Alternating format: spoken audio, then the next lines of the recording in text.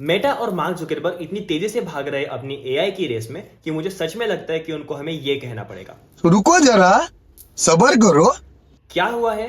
उनने ट्राई किया है एक्वायर करने का 3 स्टार्टअप्स को जो कि बहुत बड़े स्केल पे काम करते हैं एआई के सेक्टर में। पहला है जिसका नाम है सेफ सुपर इंटेलिजेंस, दूसरा है जिसका नाम है परप्लेक्सिटी, और तीसरा है जिसका नाम है runway.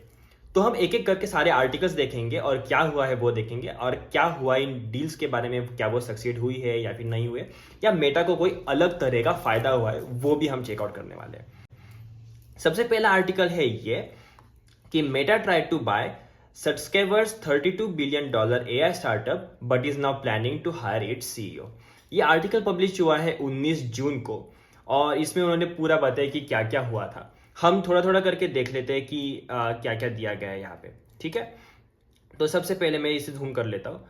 When Meta CEO Zuckerberg post Scale AI founder Alexander Wang last week as a part of $14.3 billion investment in the artificial intelligence startup, he was apparently just getting started.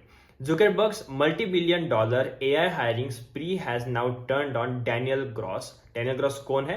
Daniel Gross है CEO Safe Super Intelligence इस startup के। और ये क्या है? ये काम करते हैं किसके साथ में? सर्चकेवर्स के साथ में। मतलब ये स्टार्टअप जो है सेफ सुपर इंटेलिजेंस, वो बेसिकली इलियाड सर्चकेवर का है, और उसके सीईओ है डैनियल ग्रॉस। और फॉर्मर गिटहब के सीईओ जो है नैट फ्रेडमन, ये दोनों को भी इन्होंने ट्राई किया है हायर करने का। ठीक है, इन्होंने सबसे पहले ट्राई किया था सेफ सुपर इंटेलिजेंस में इन्वेस्ट करने का या फिर उसे एक्वायर करने का, पर वो हुआ नहीं, तो इन्होंने उनके सीईओ को हायर कर लिया और उसके साथ में नैट फ्रेडमन को हायर कर लिया। अब आपको लग रहा होगा कि यार ये नैट फ्रेडमन बीच में कहाँ से आ गए? तो बेसिकली नैट फ्रेडमन जो है वो बहुत अच्छे दोस्त है डैनियल ग्रॉस के। हम आगे जाके देखेंगे, आपको पता ही चलेगा सारी चीजें। It's now how Zuckerberg's plan to deal to go down. Earlier this year, sources said Meta tried to acquire Safe Super Intelligence, which was reportedly valued at $32 billion in fundraising round in April. मतलब ये वाला जो अप्रैल हुआ 2025 का, उसमें Subscriber who just launched the startup an year ago, मतलब एक साल पहले ही लॉन्च हुआ था, shortly after leaving OpenAI, मतलब ये OpenAI में काम करते थे, rebuffed Meta's effort as well as the company's attempt to hire him, said the sources, who asked not to be named because the information blah blah blah, जो भी ये चीजें कहते हैं ना ये न्यूज आर्टिकल वाले। Soon after those talks ended, Zuckerberg started negotiating with Gross, the sources said. In addition to his role at Safe Super Intelligence, Gross runs a venture capital firm with Fredman called NFDG, their combined initials।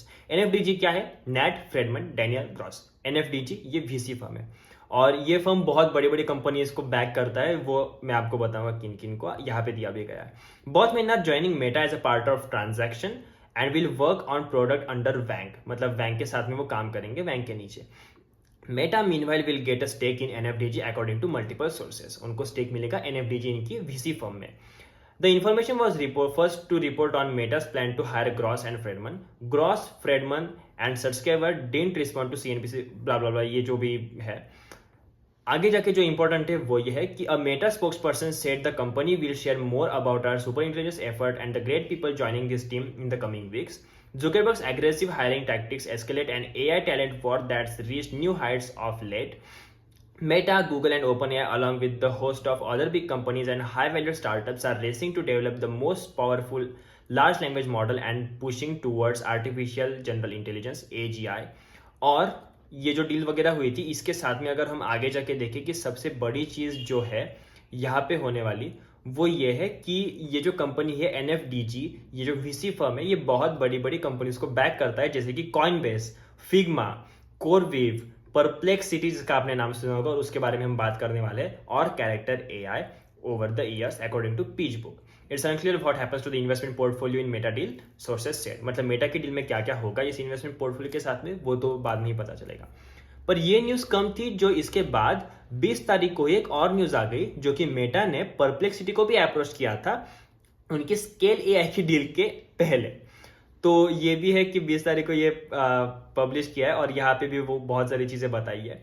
ये देखो, Meta ने artificial intelligence startup जो कि है perplexity, जो कि बहुत ज़्यादा पॉपुलर है, श्रीनिवासन सर का ये है अपना स्टार्टअप जो कि US में चला रहे हैं, वो इंडियन ओरिजिन का है बेसिकली।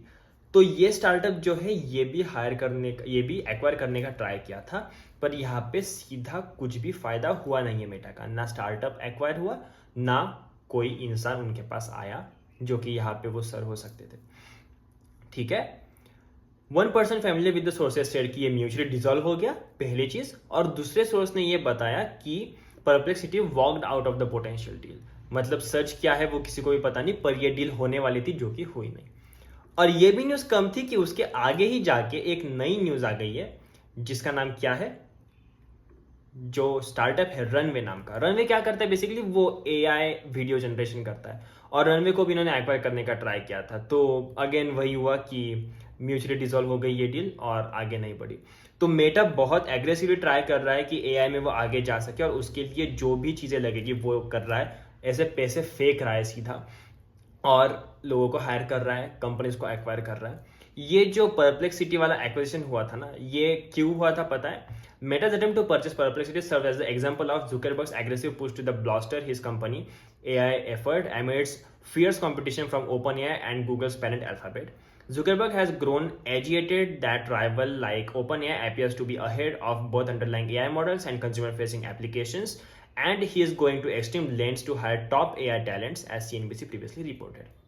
इसका मतलब जुकरबर्ग को बस ये लग रहा है कि वो इसमें पीछे पड़ रहे गूगल और ओपन एआई क्या, अगर हम देखा जाए, इसीलिए वो ट्राई कर रहे हैं बहुत ज़्यादा। तो बस यही था, यही चीज़ें हो रही है। ये हुआ था अभी 23 तारीख की ये न्यूज़ है, और आज 25 तारीख है। तो मैंने ट्राई किया जितनी भी सोर्सेज की इंफॉर्मेशन मिल सके उतनी ले ले। पर हाँ, आई होप आपको वीडियो पसंद आया होगा, तो वीडियो को लाइक कर देना, अपने दोस्तों के साथ शेयर कर देना इस वीडियो को, और इस चैनल को सब्सक्राइब करना बिल्कुल ना भूलना, क्योंकि ऐसे ही वीडियोस आने वाले हैं इस चैनल पे। Thank you, bye bye.